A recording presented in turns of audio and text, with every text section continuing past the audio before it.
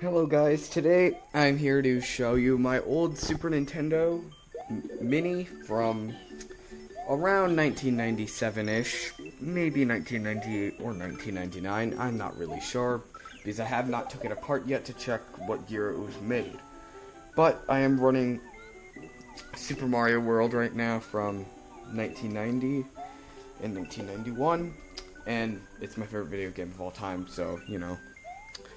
But I'm going to be showing you the Super Nintendo, so let's get on to it. So over here, we have the Super Nintendo. This was not the original model, but it is the very last model that they made, the most modern one.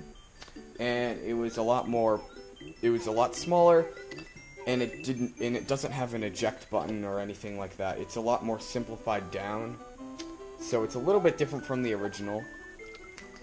And yeah, so as you can see, I have the cartridge in right now, Super Mario World, and it only has 2 buttons on it.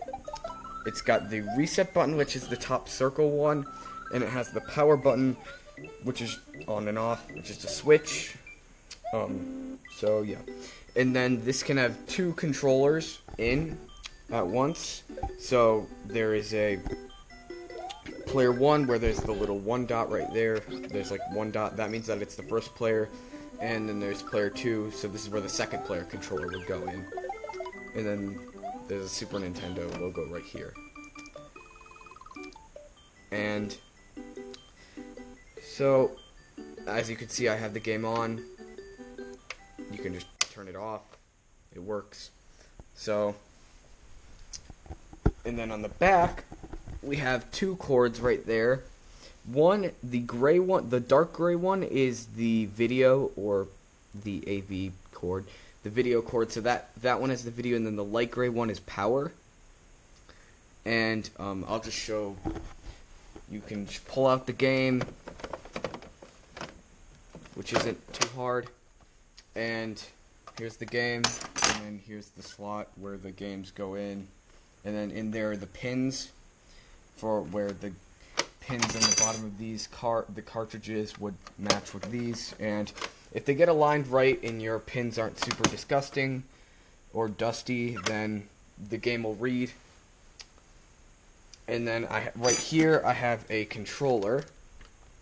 This is the newer controller model. The original controllers were very, very similar. My sensor bar for my Wii U just fell down. The old original controllers looked something like this. The logo was a little bit different, but this is from my Super Nintendo Classic Edition, the more modern, revamped one. That was remade with all the games built in and everything. It's right down there on the floor. But the original controllers had the logo. These controllers the Nintendo logo was engraved in. So, and it's a pretty standard controller. Start, select, all your buttons and things, R and L, the D-pad. And here I have 2 of my favorite games, Super Mario Kart and Super Mario World. I have some more in this drawer down here. Oh yeah, and I also have Mario Paint right here. So this one's pretty fun, and then that's why I have the Super Nintendo mouse, which was used for the game. I guess I could see if I can get it running. So I'll just give you a good demonstration. First of all, we're going to want to unplug the controller, so that just pops right out. Some of this stuff is tricky to do with one hand. There we go. So the controller's out. And then we can put in the mouse, which is right here. So that can just go in like this. It just pops into place without hopefully making the console fall off the table. That just pops in. And then we have the rest of the mouse right here. The rest of the mouse. And I can just set this here for now. And this is where the tricky part comes in. Will I be able to get this game to run? Because if you got dust in the slot right here, then that could be an issue. So I'm actually going to blow into the cartridge, like, right here, to get all the dust and stuff out. Okay, that should do it. I don't know. If it's a little dusty, that won't help. And then I'm going to pop this in here. Let's hope it runs on the first go. Probably won't because I'm filming and it wants to not work. It worked.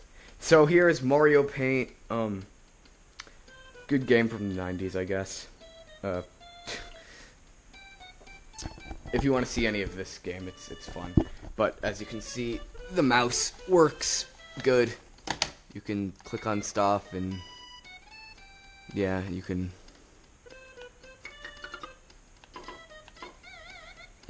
mess with stuff.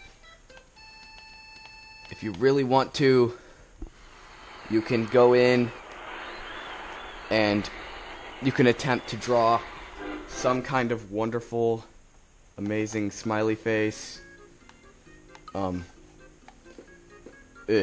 so bad at this. There we go. This is harder to draw with than you think. But whatever, that's horrible. I can't even draw anything right now. Well, yeah, you can draw stuff, but this is not a showcase of Mario Paint. This is a showcase of the Super Nintendo.